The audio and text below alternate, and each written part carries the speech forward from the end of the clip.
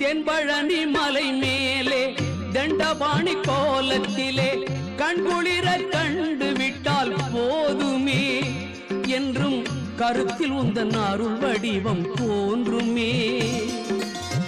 தென்பழனி மலை மேலே தண்டபாணி கோலத்திலே கண்குளிர கண்டு விட்டால் போதுமே என்றும் கருத்தில் உந்தன் அருள் வடிவம் தோன்றுமே.